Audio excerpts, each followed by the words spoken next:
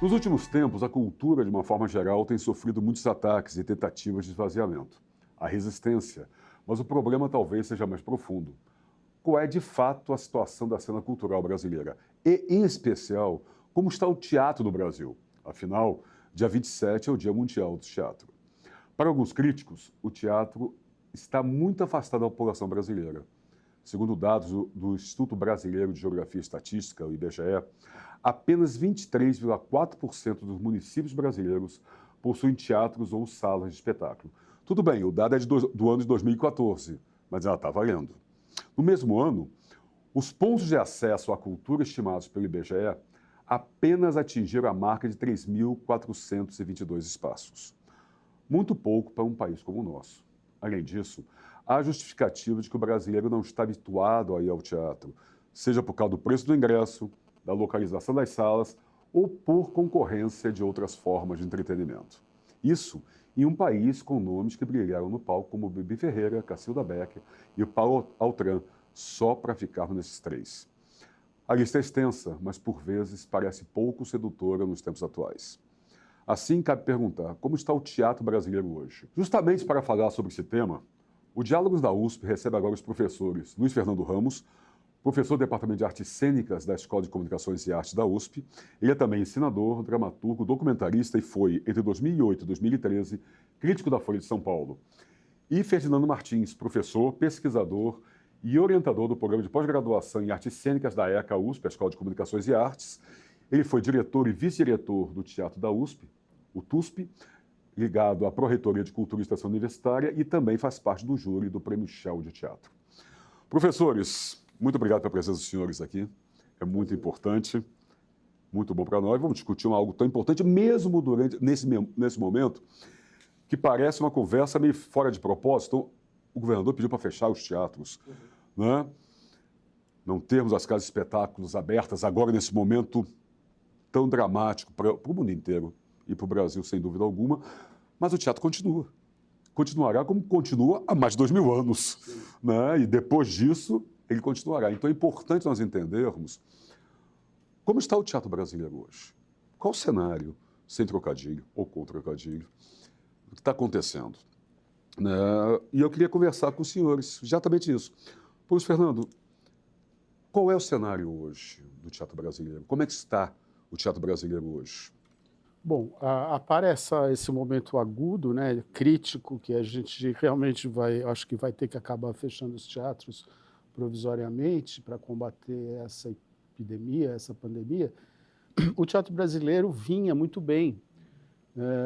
Ele veio, digamos assim, caminhando num ciclo virtuoso nos últimos 20 anos, que fez com que houvesse profundas modificações num certo padrão que ele se manteve meio estacionado até o fim dos anos 80, fim dos anos 90. Então, a partir dos anos 90, anos 2000 e mesmo anos 2010, você tem todo um ciclo novo que eu marcaria como um marco importante de renovação a partir de 2002, se não me engano, a criação do programa de fomento ao teatro da cidade de São Paulo, que foi um programa que tinha como espírito, muito influenciado, inclusive, pelos estudos teatrais aqui da universidade, os estudos de pós-graduação em teatro no Brasil, que eram pioneiros, inclusive, a nível mundial e a nível de América Latina, criou um programa que buscava, menos do que incentivar a produção de espetáculos, mas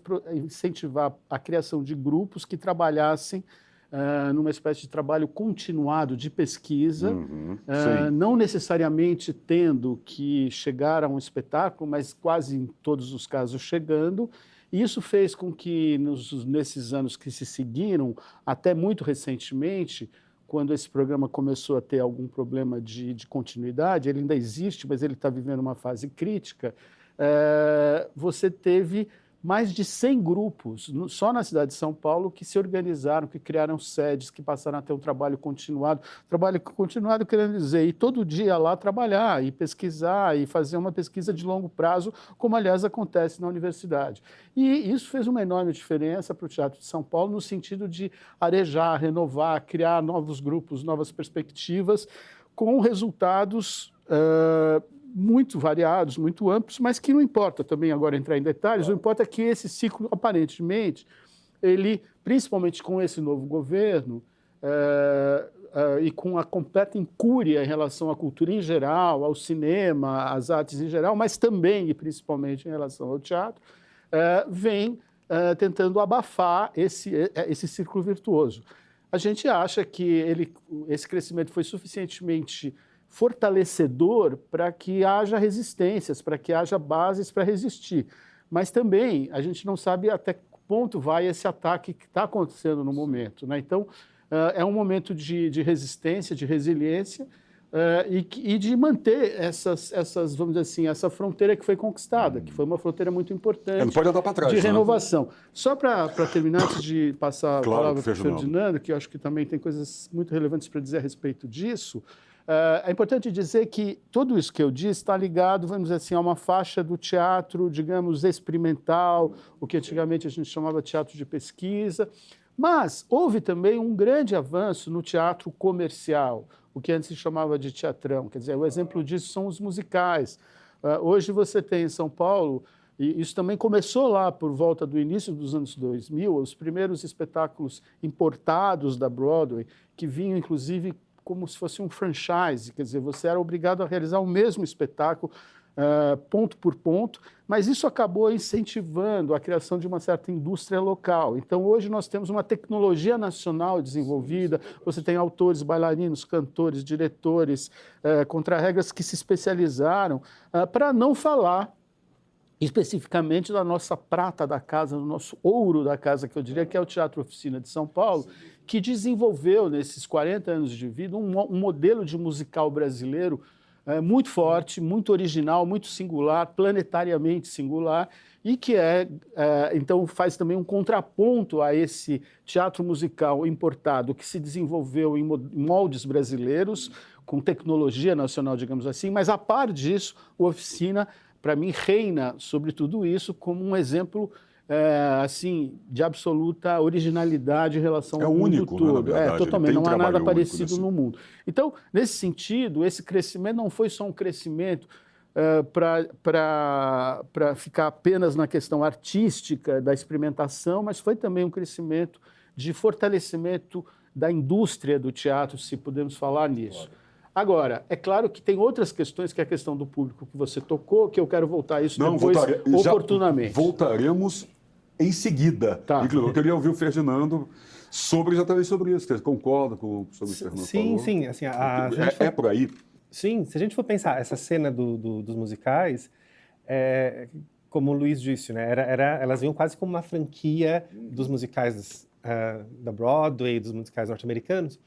Mas nesse período, desde nesses 20 anos, né, em que essa indústria se desenvolveu, os próprios produtores estrangeiros foram criando confiança de permitir mais liberdade nas montagens aqui brasileiras. A gente pode pensar, por exemplo, quando Cats veio para São Paulo, ele teve que copiar exatamente o formato da Broadway, né? Assim, em termos até de copiar exatamente o cenário nas suas medidas, né? Se a gente pega, por exemplo, Lazarus, que estreou ano passado, com músicas compostas por David Bowie e aqui no Brasil, direção do Philip Hirsch, a autonomia foi muito maior, assim, de recriar cenários e de, inclusive, recriar os arranjos originais que eram do David Bowie. Então, isso é interessante, quer dizer, o que leva a isso? O que? É um amadurecimento do nosso teatro? E um reconhecimento desta qualidade do trabalho feito aqui no Brasil. Em relação à Lei de Fomento, sim, né, assim, lembrando que a Lei de Fomento ela foi criada quase como uma decorrência do movimento anterior, de 99, da virada para 2000, que foi o Arte contra a Barbárie, né? Nós temos nomes aqui na USP que encabeçaram este movimento, né? O professor Sérgio de Carvalho, que é o atual diretor do TUSP, por exemplo, né? Que foi uma pessoa bastante ativa nesse momento. E hoje, com todos os ataques que a cultura vem sofrendo, né? E que eram ataques, a gente tem que pensar, que começaram antes desse governo atual, né? A gente pode pensar o ataque que Macaquinhos sofreu, né, em 2014, e depois em 2015 a Renata Carvalho com o Evangelho segundo Jesus, são anteriores, portanto, ao atual momento, mas que impulsionaram, inclusive, né, que a gente chegasse a esse cenário que nós temos hoje. a Lei de Fomento e a Secretaria Municipal de Cultura de São Paulo, ela aparece como um dos poucos lugares institucionais de resistência, né? Assim, com todas as dificuldades, está aberta a inscrição nessa semana para a 35ª edição do Fomento, ou seja, vai acontecer, né, assim, não sabemos como, né, que agora a gente está com os teatros fechados, né? Mas é importante, acho que, ressaltar isso, né, assim, que a Lei de Fomento, que o Fomento e a Secretaria Municipal de Cultura hoje se apresentam como o único foco institucional na cidade de São Paulo, né, de resistência, de fato. Né? E se você me permite só dar um detalhe curioso claro. sobre essa questão do fomento, que é importante as pessoas entenderem, porque no Brasil as coisas são assim, como dizia o Darcy Ribeiro, nós vamos aos trancos e barrancos, né?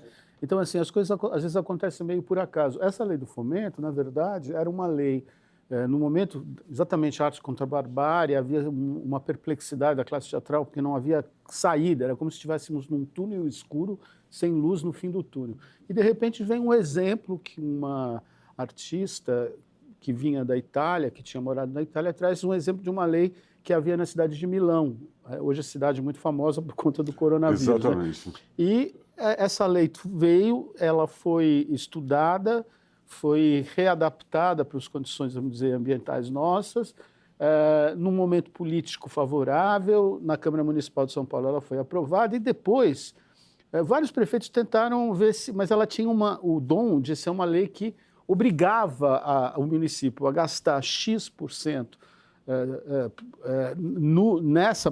nesse sentido, e nunca mais ela conseguiu ser atacada. Quer dizer, ela vem sendo várias questões que envolvem a lei de fomento, mas ela sobreviveu nesses 20 anos, até 18 anos ou um pouco menos, mas ela conseguiu esse feito, que foi renovar completamente a cena teatral de São Paulo e criar um paradigma para o Brasil inteiro. Isso que foi interessante também. Né? Porque acaba servindo de exemplo, em né? várias cidades do Brasil, ainda que não se tenham reeditado as leis de fomento, porque nenhum outro administrador quis ficar com esse abacaxi, digamos, entre aspas, né? Assim, no sentido de ser obrigado a gastar tanto dinheiro só na pesquisa teatral.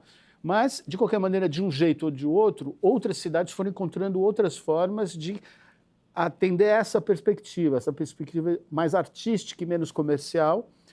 E, com isso, o teatro brasileiro se renovou de uma maneira geral. Então, não foi só... Ela teve um efeito colateral, digamos assim, reverberou por todos os centros culturais brasileiros. E o que fez com que se expandisse essa cena, porque se a gente pode pensar, né, na produção que era centrada em São Paulo e Rio, hoje a gente tem cenas teatrais importantes, muito interessantes, sim, importantes. Espalhadas pelo país. Espalhadas pelo país. A gente pode pensar Porto Alegre, Recife, Rio Grande do Norte, Fortaleza. Quebrou-se aquele eixo Rio-São Paulo, que era um monopólio praticamente. Sim, sim.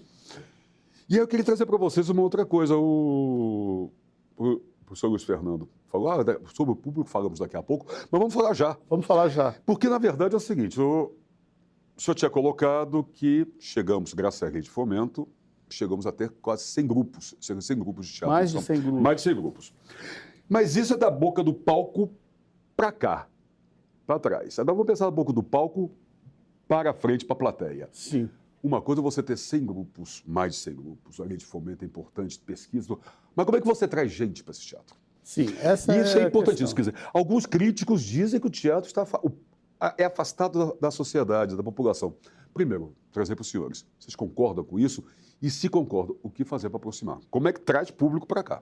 Eu concordo parcialmente. Quer dizer, eu acho que, de fato, existe, a gente poderia dizer, de uma certa maneira, pensando assim, bem rasteiramente, que há um autismo do teatro. O teatro está muito fechado em si mesmo, preocupado com as suas próprias questões, mas eu acho que o problema é bem mais embaixo, né? Assim, você falou do dado do IBGE em relação a teatros no Brasil. De fato, é assustador, como também é assustador o número de livrarias, sim, como é assustador o número de cinemas. Então, nesse sentido, é genérico esse problema. Mas, especificamente no caso do teatro, o que me parece, e aí você também citou indiretamente isso, existe um problema que o teatro foi sendo deslocado.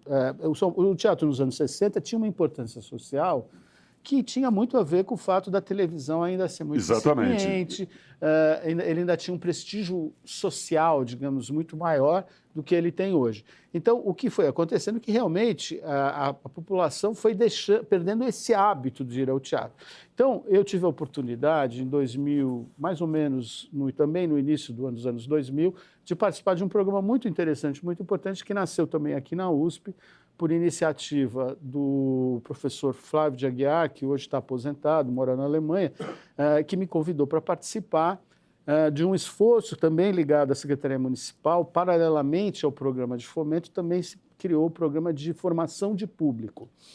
E com a participação no início, muito forte do Gianni Ratto, que era um grande encenador, que estava naquele momento já bem velhinho, mas ele colocou toda a sua energia nesse programa. Esse programa durou 3, 4 anos, mas principalmente no último ano ele ganhou um empuxo maior e ele atingiu quase 300 mil alunos da rede municipal de escola pública, envolveu quase 10 espetáculos, desses espetáculos fomentados pelo programa de fomento ao teatro, e ele percorreu, cada espetáculo desses 10 foi apresentado em 3 céus da cidade.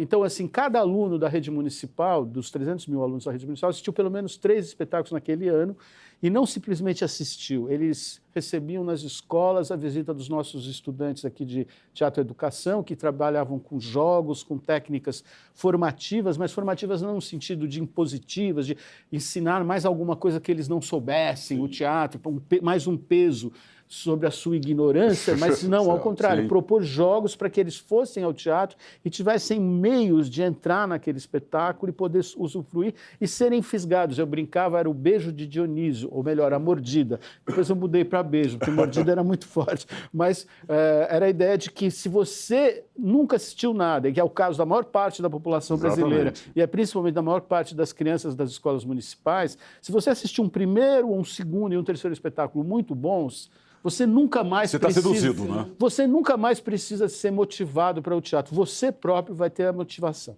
Então, esse programa, só vou fechar rapidinho, esse programa teve um enorme sucesso, principalmente com os professores da rede municipal, porque eles tinham muita dificuldade de lidar com os alunos, aquela coisa. Os nossos alunos que trabalhavam com essas técnicas de jogo chegavam com muita facilidade, brincando com as crianças, jogando as crianças dentro dessa perspectiva de ir ao teatro, e isso teve efeitos também muito, muito importantes dentro da rede municipal de ensino.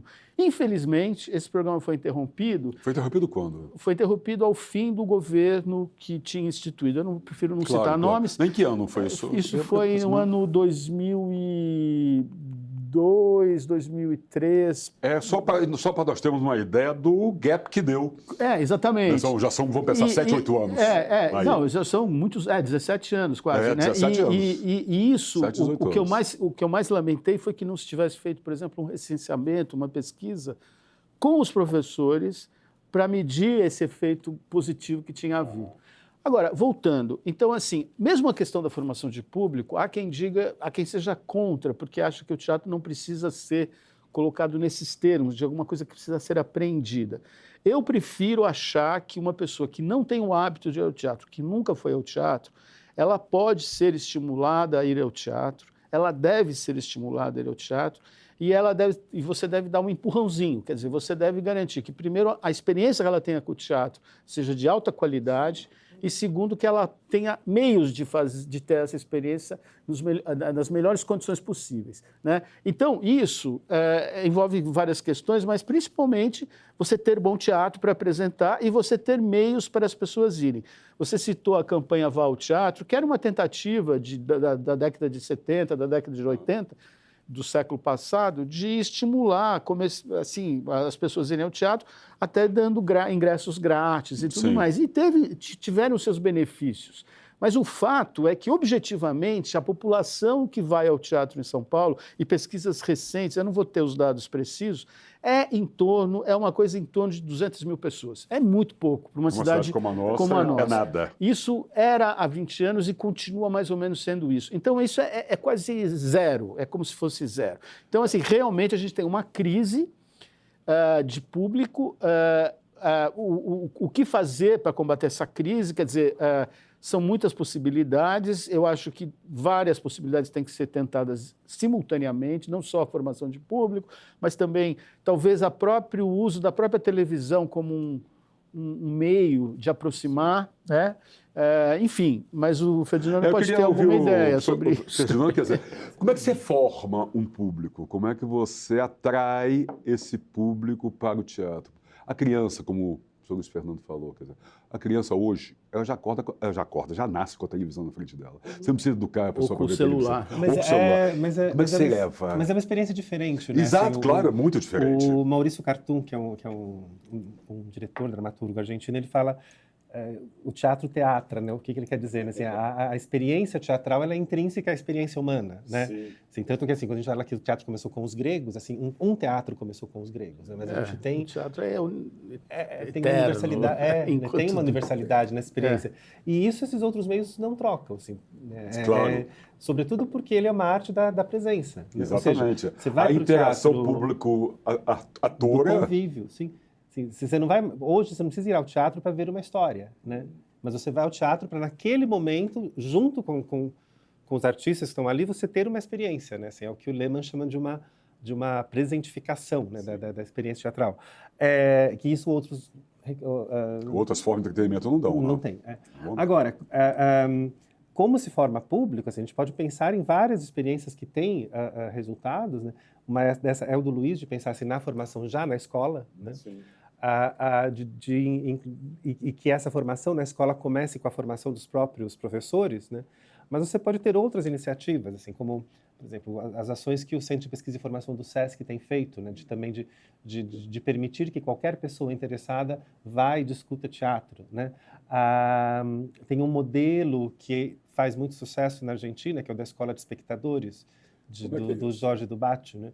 O Dubac é um professor da Universidade de Buenos Aires, que ele começou na casa dele propondo aproximar público e artistas para uma conversa. Claro, é uma conversa mediada por uma pessoa que é crítico de teatro, professor de teatro, mas a ideia inicial era levar os artistas para, durante todo um semestre, toda semana, ter artistas diferentes conversando com o público, né? Hoje o Dubac ele tem uma lista de espera que é imensa, né? Assim, o primeiro formato que ele mantém até hoje de encontros às segundas-feiras, ele tem 340 alunos fixos porque o auditório não comporta mais pessoas, né? E aí ele repete esse mesmo modelo em outras situações ao longo da semana. Então, a gente tem pesquisas sobre isso que mostram que esse tipo de ação faz com que aumente a frequência daquele público ao teatro, assim. Que começava antes, às vezes, indo ao teatro uma vez por mês, e quando termina, você encontra pessoas que vão 3 vezes por semana ao teatro, né?